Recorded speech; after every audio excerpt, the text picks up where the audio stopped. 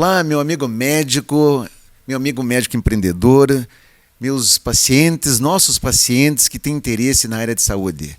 Seja muito bem-vindo ao 26º episódio do Ser Médico Podcast. Para nós é um prazer, uma honra e nós somos muito gratos aí pelo tempo que você está aqui nos ouvindo.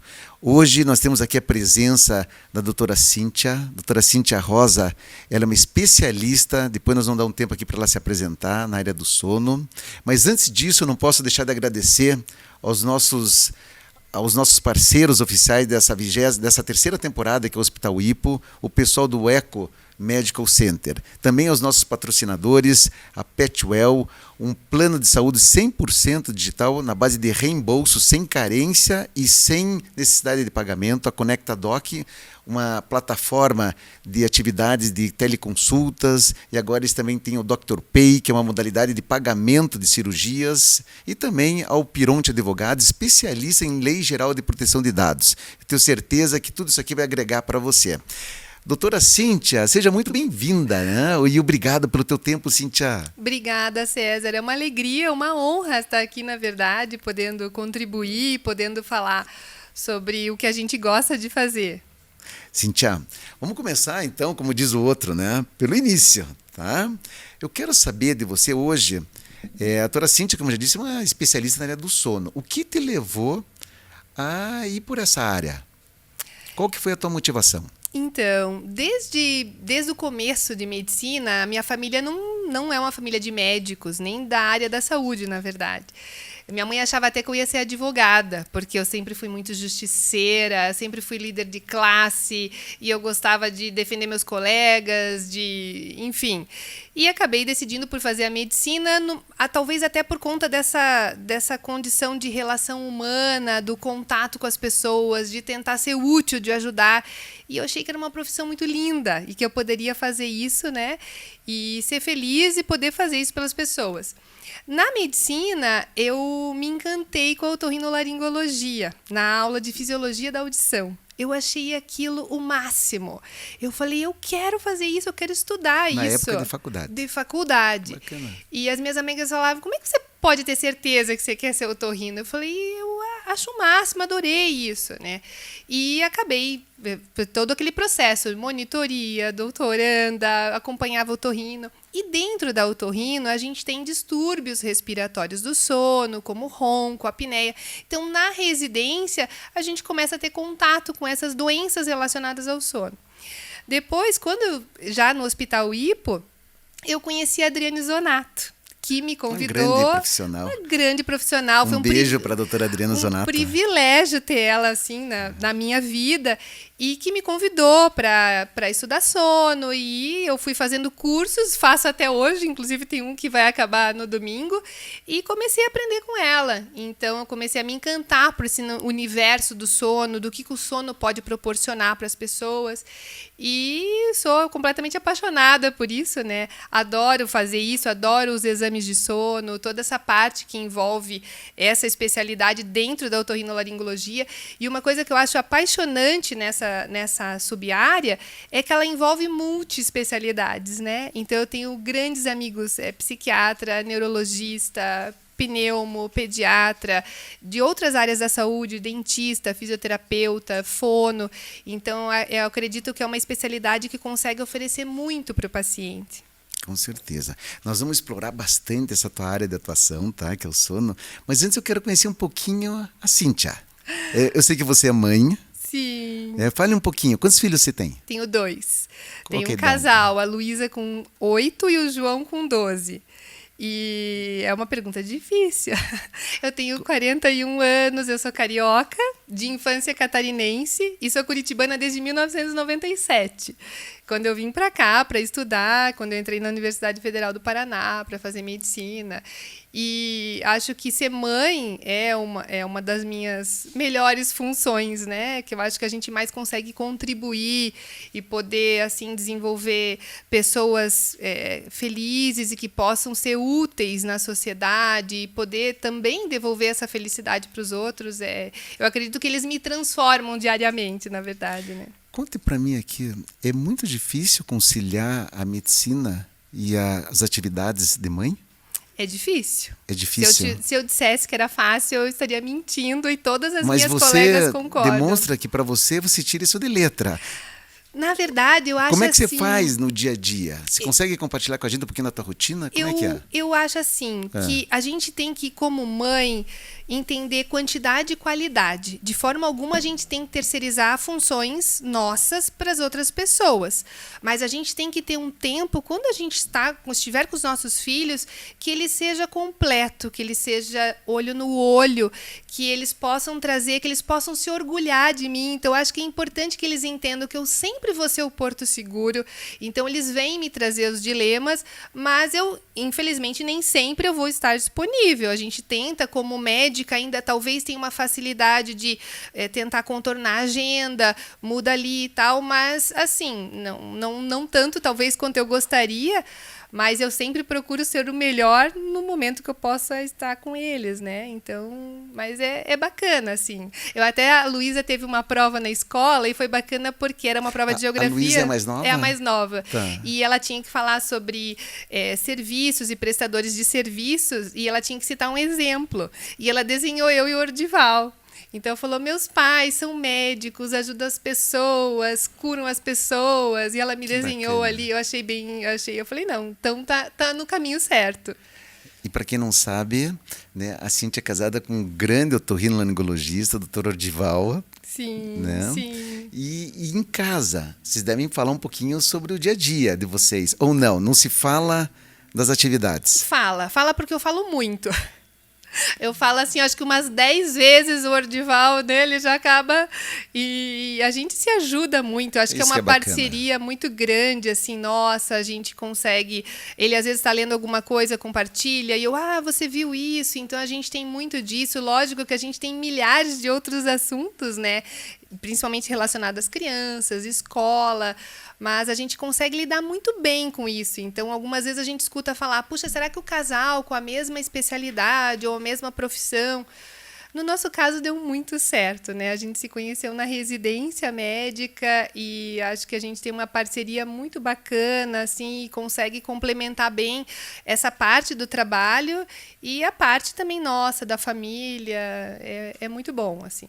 Que bacana. É um grande amigo, né? Isso é bacana, né? Essa complementariedade, essa parceria, vocês sempre estão se ajudando, trocando ideias. Sim. Mesmo que às vezes venham assuntos relacionados ao dia a dia do consultório, uma troca de ideia. Com certeza. Isso é bacana. Cíntia, me conta, você hoje é responsável pelo departamento ali, pela área de sono do Hospital Hipo, é isso? Pela polissonografia. Pela polissonografia. Isso mesmo. Sim.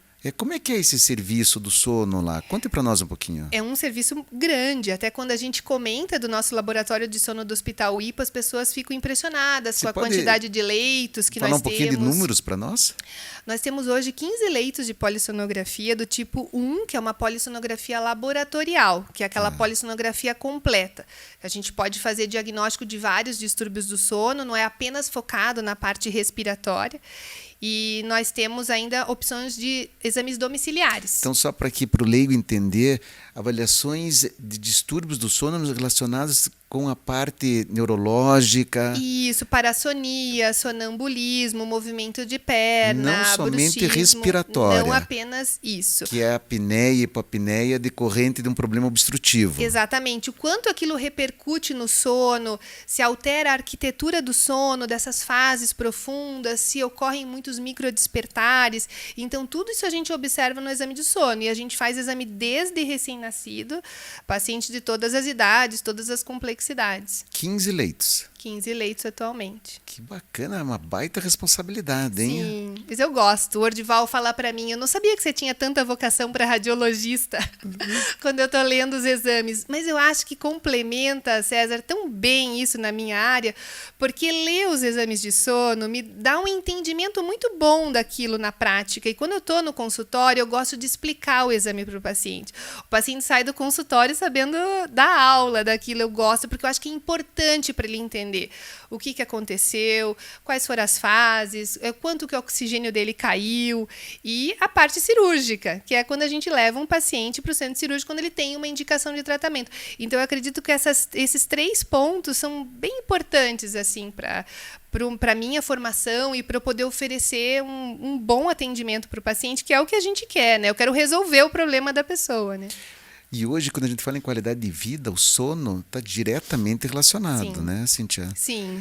Existe uma incidência de um percentual entre a população, talvez nacional ou mundial, de distúrbios do sono? Então, existe. É variável, né? variado. Com a pandemia, isso acentuou. A pandemia piorou. Piorou. As pessoas tiveram muito mais queixas, tanto de insônia e até mesmo de ronco por conta do ganho de peso. Então, a gente poderia falar 40%, porque a gente tem que pensar na insônia, por exemplo, que é o mais prevalente, como sintoma e insônia doença. Então, eventualmente, você ter dificuldade para adormecer ou acordar muitas vezes, mas que isso não interfira no teu dia, ou que não ocorra de uma frequência que a gente configure doença, é uma situação. Agora, quando aquilo fica frequente, mais de 3 meses, então a gente já pode classificar como realmente um distúrbio de insônia. Então, acho que hoje, se a gente fosse de uma maneira bem simples colocar 3 principais problemas de sono, a gente poderia falar dos que fazem a privação voluntária, daquele negócio de que dormir é perda de tempo, de que eu preciso dormir para os fracos. Então, as pessoas que acham que tem que dormir pouco porque precisa render, e na verdade isso não é. Na verdade, essa pessoa não acordou para a vida, ela acha que está acordada, mas não está. E as pessoas que têm muita dificuldade para dormir, que realmente a gente vê no consultório que chega com aquela angústia, aquela dificuldade, que já tentou muitos medicamentos, e aquele perfil de paciente que está ali porque a esposa mandou, que vem acompanhado. Bastante comum. Que assim, não, eu só estou aqui porque ela falou. E é interessante, porque até hoje eu atendi um paciente e eu pergunto sempre, eu faço questionário de sonolência. Não, tá tudo bem, né? Veio porque estava roncando, e aí eu comecei a tratar, e no fim ele tinha uma apneia grave. E coloquei um aparelho de CPAP, adaptei o aparelho de CPAP, e aí ele falou: você sabe que eu estou muito mais disposto, que eu estou me sentindo muito melhor, eu estou muito contente que eu comecei esse tratamento. Então, realmente, às vezes ele não tinha essa percepção. Às vezes a pessoa pensa assim: eu não estou dormindo bem, então assim, eu vou ter o risco de ter um acidente de trânsito, que é uma coisa importante de falar. Então, eu não estou dormindo tão mal a ponto de bater o carro. Mas como está a tua saúde cardiovascular, o metabolismo, o sistema imunológico, o aprendizado? Tudo isso tem importância. Sabe que tem uma frase de um neurocientista que é bem interessante, que eu acho que do sono, que é assim: o sono, ele é infinitamente complexo, então tem muita coisa para a gente descobrir, profundamente interessante, eu sou completamente apaixonada por isso, e alarmantemente relevante para a nossa saúde. Então, é um dos 3 pilares. A gente passa 1/3 da vida dormindo. Todas as espécies dormem de uma maneira ativa, passiva, insetos. Então, a gente não é uma espécie privilegiada. Mas a gente, o ser humano, entende que privar o sono pode ser importante e, na verdade, não é. Então, eu acho que essas condições são importantes de serem abordadas e de que tem um entendimento de que a gente tem que respeitar o nosso ritmo, a quantidade de horas para cada um, e que a qualidade tem que ser boa também. Que bacana. Nós vamos ter que conversar 1 hora só sobre sono, hein? Tem muita informação, né? Tem muito assunto correlato para a gente explorar. Tem muito. E você falou um assunto que eu acho que é importante a gente abordar aqui, que a pandemia gerou uma alteração da saúde mental das pessoas. Também. E eu entendo que trouxe junto aí um problema do sono muito grande, né? Desde as insônias, como também questões relacionadas você falou do ronco com ganho de peso. Sim. Problemas familiares de cônjuge, né?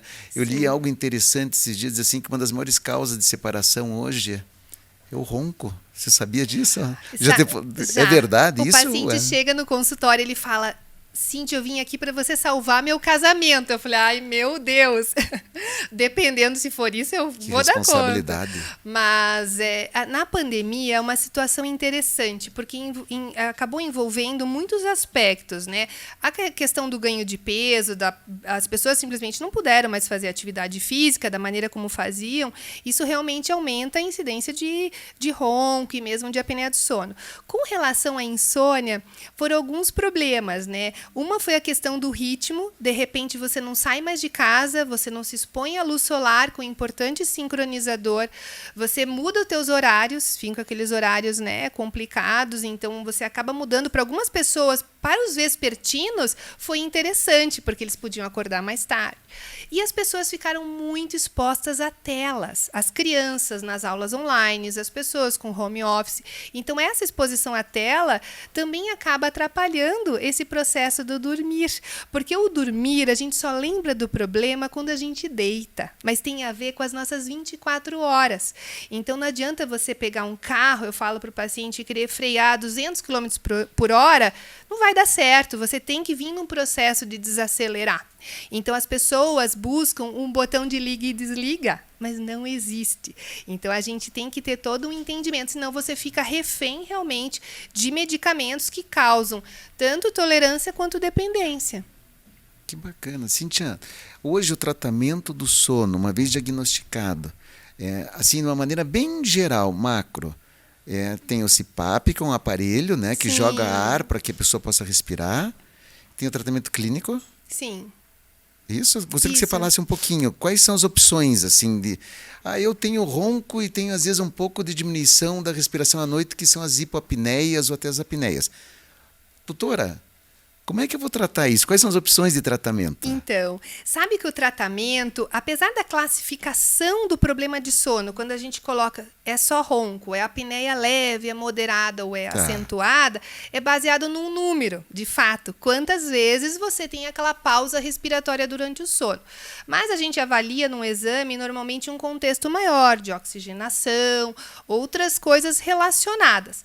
O que direciona muito o tratamento, além dessa gravidade, é o exame físico também. Que é muito importante. Muito importante. Então, o otorrinolaringologista tem um papel essencial. Avaliar a obstrução nasal, hipertrofia de amígdala. Na criança, isso é uma causa muito prevalente de adenoide. O excesso de peso. Então, eu digo para os pacientes, a gente ganha peso por dentro, a gente engorda por dentro, a gente aumenta o tamanho da língua, dessa gordura parafaríngea. Você não está fazendo a apneia agora acordado porque você tem força muscular. Mas quando você perder aquela força que você estiver dormindo, você também vai ter um estreitamento dessa passagem. Então, os tratamentos eles podem ser direcionados ou cirúrgicos, quando houver indicação que o paciente realmente tenha uma obstrução, que seja possível de fazer a cirurgia, ou dispositivos que os dentistas podem fazer, que é um aparelho de avanço mandibular, que você consegue estabilizar a mandíbula, aumenta também o espaço lateral da faringe. Fonoterapia hoje tem um papel importante nesse processo para melhora essa da musculatura da faringe. Então, também entra. E a perda de peso, né? E mudança de hábito, César. Muitas vezes os pacientes comem muito e vão deitar, né? Então, hoje eu atendi um paciente que estava com muito refluxo.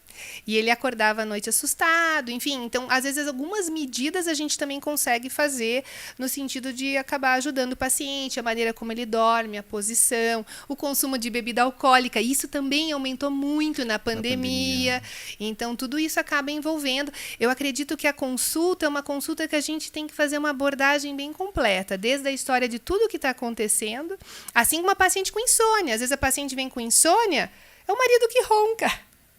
Então, às vezes, se ele acompanha, eu falo, senta na cadeira, eu quero te ver. Então, eu falo, mas você está acordando por causa dele, né? Então, ou a pessoa acha que tem que dormir no horário que o outro dorme. No casal, isso é muito comum. Eu tenho uma curiosidade aqui, que faz muito tempo que eu não atendo paciente voltado a distúrbio do sono. Você acaba tratando a família, então, o casal. Sim. Muitas vezes, Muitas sim. vezes, né? Porque a insônia é mais comum nas mulheres. Tá. E o ronco e a apneia é mais comum nos homens. Interessante. Então, isso complica o casamento, né? Interessante. Quero saber um pouquinho mais da Cíntia agora, né? Da Cíntia mãe. da Cíntia, esposa, casada com o médico, doutor Ordival. Um abraço, meu amigo Ordival. Você tem o que como hobby? Então, César, eu ando profissionalmente com bastante funções. Eu tô vendo. Mas você sabe que uma coisa que me deixa relaxada e que eu gosto muito é ler. Leitura diversa, relacionada à medicina, à filosofia, sobre filhos, né? Então, eu gosto muito disso. E eu sei, né, e já li que você gosta de escrever também. Você escreve muito bem. De forma amadora. Sim, mas você já chegou a publicar alguma coisa assim? Não, nunca. Então fica a dica, porque eu já li obrigada. alguns, não sei se você chama isso de sonetos, de poesias, como é que se chama? São pequenos... Eu acho que eu escrevo naquele... Sabe que alguns pacientes me colocam isso nas redes sociais? Por favor, continue escrevendo. Às vezes é uma percepção que eu tive, ou mesmo de consultório, e eu penso, puxa, eu vou compartilhar isso, né? Mas isso é muito bacana. Faz pouco tempo que eu estou na rede social também. Eu entendo. Você sabe que é muito novo tudo isso para nós médicos, né? Sim. Até o próprio podcast aqui é algo novo, é disruptivo, rede social, né? Posicionamento. Mas é muito importante para os clientes, nossos pacientes, nos conhecerem também através dessas ferramentas digitais. Sim, sem dúvida. Não tem volta. Não tem volta. Então... E eu acho importante, você tem a oportunidade de mostrar a essência, exatamente isso que você traz aqui, né? O que nós somos, o que nós buscamos, como nós agimos. Então, isso tem muito a ver com a nossa profissão, né? E os pacientes vão acabar nos procurando não só pelo serviço que nós entregamos, mas por quem nós somos. Sim. Eles vão se relacionar com a gente mais tarde. Eu acredito nisso, sabe? Sim. Tanto hoje em dia falam muito em CX, que é Customer Experience, que é a experiência dos clientes em todos os serviços. Na área médica não vai ser diferente. Sim. E se só tem como avaliar a entrega de um serviço baseado em quem está por trás dele. Sem dúvida, sem dúvida. Ou seja, o médico. Quem é esse médico? Sim. E na medicina a gente falta isso, né? Faltam muitas coisas na nossa formação médica, mas eu acredito que essa questão da própria rede social, de você demonstrar uma emoção, é uma coisa que às vezes era mal vista. Você pensa, o médico que é um médico emotivo ou tem uma empatia, ele pode talvez não ter uma qualidade técnica ou um raciocínio dele pode ser prejudicado, mas na realidade é muito importante, porque a relação médico-paciente é a relação de alguém que sofre e de alguém que, teoricamente, tem que saber o que fazer. E eu vejo muito, talvez, até como eu não tenho essa questão de médicos na família, eu sempre me coloco naquela outra cadeira. Eu penso, se eu fosse aquele paciente, o que eu gostaria que falassem para mim? Qual o tratamento que eu faria? Se eu tivesse com aquela polissonografia, naquela situação, será que eu ia operar? Será que eu tentaria esse tratamento primeiro? Então, eu vejo, isso me permite diversificar. Lógico, talvez o paciente deseje de uma maneira diferente, mas eu acho que tentar resolver o problema do paciente é muito importante. Se eu puder fazer isso de uma forma acolhedora, que ele confie, que ele possa dizer, não, puxa, ela está fazendo o melhor por mim, é sensacional. Cíntia, e não existe experiência melhor que você se colocar no lugar do outro, né? Com certeza. Que é a jornada do paciente. Quando você se coloca, você consegue até sentir quais são as dores que ele sente e que ele precisa ouvir e direcionar o tratamento. Exatamente. Então, mesmo as pessoas que têm os distúrbios de sono, elas têm por diversos motivos. Ansiedade, depressão. Então, muitas vezes eu tenho que encaminhar para o psicólogo, para o psiquiatra. Então, entender essa angústia é muito importante. É muito mais fácil passar um medicamento, mas é muito melhor eu poder oferecer uma terapia que eu vá resolver de uma maneira mais duradoura, que vai deixar o paciente mais feliz. Então, isso eu acho que é um grande objetivo. A gente sofre muitas vezes. Às vezes eu vou para casa pensando, puxa, eu acho que eu vou fazer isso, eu poderia fazer isso. E eu dou meu telefone para todos os pacientes, eles me mandam mensagem e eu mexo no aparelho de CPAP e eu digo, me liga amanhã, me avisa como ficou. Eu tenho esse hábito, sabe? Me consome Cíntia, um tempo, mas Você sabe que quando a gente coloca o nosso número no cartão, agora não tem mais cartão, quando a gente compartilha, eles só nos ligam quando realmente precisa. Eles me falam Ninguém isso. incomoda. Eu faço isso desde que eu me formei e nunca tive problema. E eu me vejo numa maneira de ele pode se conectar, ele pode voltar e dizer, não, ficou bom, ou faça isso, mexa isso. Então, assim, eu estou muitas vezes, e isso é meu dia a dia, minha rotina há mais de 10 anos, eu muitas vezes indico um aparelho para a pessoa dormir. Muitas vezes ele chegou ali com uma insônia que a gente fala de manutenção. Então, uma pessoa de idade, que ela não acorda muitas vezes no meio da noite, não tem um depoimento de que ronca ou tem apneia, e eu desconfio pelo exame, eu peço uma polissonografia no laboratório e, de fato, tem muita dessaturação, muita apneia. E o tratamento, algumas vezes, vai ter que ser esse aparelho de pressão positiva, o CPAP. Então, além de ele não dormir, eu vou mandar dormir de máscara. Então, se eu não puder oferecer e explicar e fazer o paciente entender o porquê daquilo ali e eu dar a mão para ele, não vai dar certo, né? Então, eu aprendi a mexer com esses aparelhos. Os pacientes levam, eu regulo o aparelho, eu baixo os dados do cartão, eu mostro os gráficos. Então, assim, eu vejo que é uma dedicação que faz com que os pacientes tenham uma adesão maior. Porque o grande problema do tratamento com o CPAP é justamente o usar por muito tempo. Então, ele é um tratamento extremamente eficaz, no sentido de que ele funciona. Então, ele vai reduzir o índice de apneia. Mas ele é pouco efetivo, porque no dia a dia as pessoas vão abandonando o tratamento. Então, é meu papel ajudar aquele paciente até conseguir adaptar. Exatamente. Cíntia, o que você faz hoje de esporte? Faz algum esporte ou não? Olha, eu estou fazendo só realmente assim, funcional, musculação, isso eu não abandono, eu voltei a fazer, eu havia parado um tempo depois das crianças, e como a gente opera bastante, e a própria questão da polissonografia, de muita leitura de exame, muito sentada, eu vinha tendo muitas dores. E voltar a fazer foi, assim, sensacional. Eu acho que realmente aquilo que eu pregava, você tem que fazer atividade física, você tem que se alimentar bem, você tem que dormir bem. Eu preciso dar o exemplo, eu preciso fazer. Por isso que eu perguntei. Mas eu faço. O que significa para Cíntia ser médica? É a minha vida. Acho que ser médica é a minha vida. É algo que eu fui conseguindo descobrir com o tempo e eu percebo que a gente tem muitos desafios, né? Muitos desafios na profissão, referente a muitas coisas, mas é extremamente gratificante. Então, um outro caso até bem interessante, bem recente, uma paciente que chegou com índice de apneia a mais de 120 por hora, assim, super grave. A paciente estava com 120 quilos, extremamente sonolenta, ela veio acompanhada de um familiar e eu adaptei o CPAP. E ela falava pouco nas primeiras consultas. Ela voltou tão animada. Era outra pessoa. Ela havia perdido 15 quilos. E ela falou, veio feliz, ela queria se pesar na balança que eu tenho no consultório. E ela estava disposta. Ela falou, eu não fiz dieta. Mas não foi o aparelho que fez emagrecer, não é essa a promessa. Mas ela simplesmente ficou disposta, ficou ativa. E eu penso o quanto que eu pude mudar a vida dela. Então, essas pequenas coisas, esses nossos gestos, motivam muito. Então, vale muito a pena. Vale a pena, né, Cíntia? Vale a pena. É uma profissão maravilhosa. A gente se questiona, se pergunta, como normal. É normal, eu venho de uma família de empresários, engenheiros, poderia ter escolhido um outro caminho, mas sempre no fundo da reflexão você fala, tá certo. Algum conselho para os mais novos?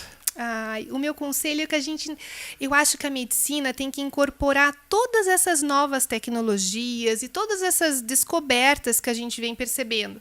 Mas a gente não pode esquecer o olho no olho, essa questão de se colocar no lugar do outro.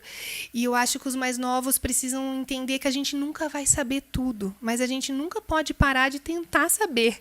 E que a gente sempre tem que ter uma rede de amizade. Eu acho que isso é uma coisa que é importante, você poder contar com alguém, você saber quando você precisa pedir ajuda, isso só vai beneficiar o paciente. Então, eu vejo que é preciso tentar entender, César, o que é ser bem-sucedido. Eu acho que isso é uma pergunta que todos devem se fazer. E o que é ser bem-sucedida para Cíntia? Ser bem-sucedido é poder você ser feliz e estar fazendo bem para as outras pessoas. Bacana. Acho que é isso, é o principal. É o principal, né? A Cíntia é muito família, né, Cíntia? Sou isso sabe que eu acho que é assim algo que tem que chamar a atenção, você poder conciliar família e trabalho, filhos, marido. Acho que isso é um equilíbrio hoje em dia importante. É importante. Parabéns, eu observo isso assim, eu te acompanho, então acho que isso é muito legal. Eu acho que é a base, a família, né, de tudo. Então, quanto mais eu conseguir fazer com que as minhas crianças elas tenham autonomia, mas que elas possam ter autoestima, eu vou preparar crianças, adultos responsáveis e que queiram fazer isso também com as outras pessoas. Então, acho que o nosso papel é esse. Eu li isso uma vez, agora eu não me lembro qual foi o livro, num desses livros que eu compro para mães e que falava assim: se você tratasse os seus amigos como você trata os seus filhos, você ainda teria amigos? E isso é de tudo, em todos os cuidados que a gente tem com a criança. Então, a criança tem que ser respeitada e valorizada simplesmente porque ela existe, né? E eu acho que isso é muito importante. Quando a gente tem mais de um filho, a gente vê as diferenças de personalidade. E é bacana isso, a gente poder saber como respeitar sem comparações, mas fazer entendimento de que as pessoas são diferentes e que o respeito começa ali dentro de casa. Cíntia, toma uma água. Obrigada. Por favor. Nós vamos fazer uma brincadeira aqui antes de nós terminar o nosso bate-papo. O tempo voa, né? Nossa!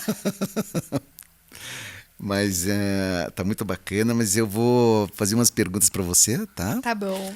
E se puder ser bem rapidinho, assim, mais no sentido da provocação mesmo, tá? Tá. Cíntia, um livro. Então, são vários. Pode falar. Quais você entende que é importante? Eu acho que um que vem bem ao encontro de todo o teu contexto, até do que você tem trazido, que é sensacional, que é um livro de uma colega médica, a doutora Ana Lúcia Coradazzi, que se chama Pancadas na Cabeça. E o título é justamente as pancadas dos desafios da nossa formação médica. Entendi. Desde estudante, do primeiro emprego, de quando a gente tem o nosso paciente lá dentro de um hospital. Na otorrina a gente não convive tanto, talvez, com essa situação, UTI, enfim. Então, ela traz todos esses conceitos. Ela é de um outro autor que agora até me fugiu o nome. E eu acho que é um livro, não é uma dica, é um livro obrigatório. Assim. É um livro rápido, curto, gostoso de ler e que vale muito a pena. Mas pode ser para todo mundo, não só para médico. Talvez mais para a área médica. Talvez mais para a área médica. Então aqui agora eu vou pedir para você me indicar um que eu sei que você adora ler. Um que seja assim, que fora da área médica. Fora da área médica, puxa vida, são Você diz que gosta de filosofia. Eu gosto de filosofia. Tem um livro muito bom de filosofia, que é um professor de filosofia dos Estados Unidos, que é Filosofia da Vida Cotidiana. É um livro fantástico, um livro gostoso também, que ele coloca casos dos alunos que trazem para ele no consultório. Então, tem tantos. Eu vario. Acho que tem um livro que Comece pelo Porquê. Também é um livro muito interessante. Isso é bacana. Você agora me fugiu bem o nome correto, mas você devia conversar com alguém. É um desses best-sellers. Era uma psicóloga que se coloca como paciente. Não almoce sozinho? Algo assim, sabia? Nunca almoce sozinho. E é um livro muito bacana também, que eu acho que vale muito a pena a leitura. Assim. Bacana, muito legal.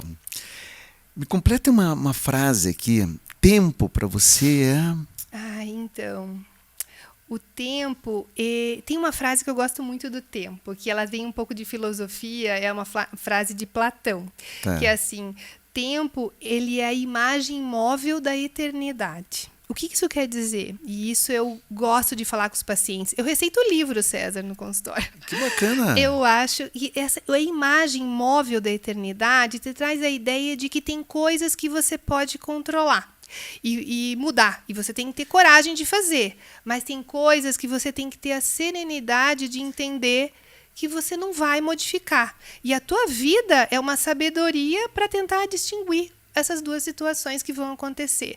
Então não adianta sofrer, né, por algumas coisas que não tem o que fazer. E que a gente não tem controle. Não tem controle, exatamente. Então, e o tempo é uma delas, sabe? E o tempo é uma delas. Tá aí, só que você tem que aproveitar, vai fazendo. Exatamente. Que bacana. Cíntia, me conta uma coisa aqui. Você quer deixar uma mensagem final, assim, para as pessoas? Esse é teu espaço, por favor, fique à vontade. Eu acho que esse entendimento de que dormir é algo importante, porque a sociedade e como as coisas foram acontecendo durante toda a história, dá a impressão de que você está perdendo tempo e, na verdade, você não está. O sono ele é importante para o sistema imunológico, então tem estudos mostrando que tinha mais resposta, o grupo que dormiu melhor às vacinas, ficavam menos doentes com resfriados. Ele é importante para o metabolismo, então tanto para controle de peso, resistência à insulina, ele é importante para a parte cardiovascular, para o risco de desenvolver demências. Então, quando a gente dorme, a gente toma banho e faz a limpeza por fora. Quando a gente dorme, a gente faz uma limpeza por dentro. A gente vai eliminar essas toxinas, enfim.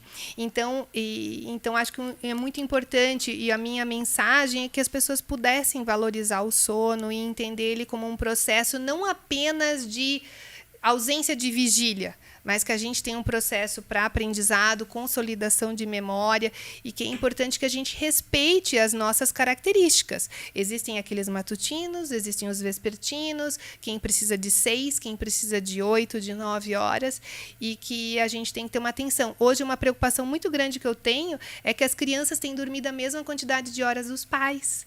Vão dormir tarde, acordam às vezes cedo, vão para a escola, e está errado, né? Eles têm uma quantidade, uma necessidade diferente dependendo da idade. Então, o meu recado é que as pessoas prestem atenção no sono e que valorizem realmente ele como um dos pilares. Não basta você apenas fazer uma atividade física, se alimentar bem, se você não dormir bem. Como é importante o sono, né? Sim. Cíntia, muito bacana. Obrigada. Sabe, muito legal.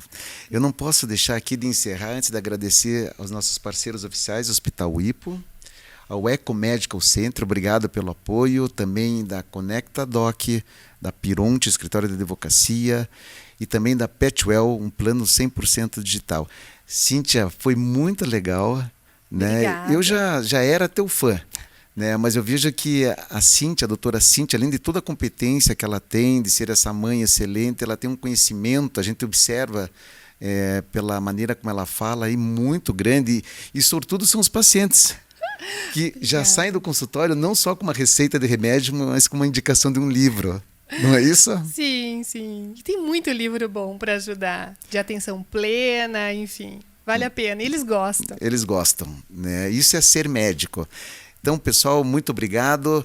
Não deixem de assistir os episódios anteriores e eu convido você a assistir os próximos. Bora lá, venham comigo.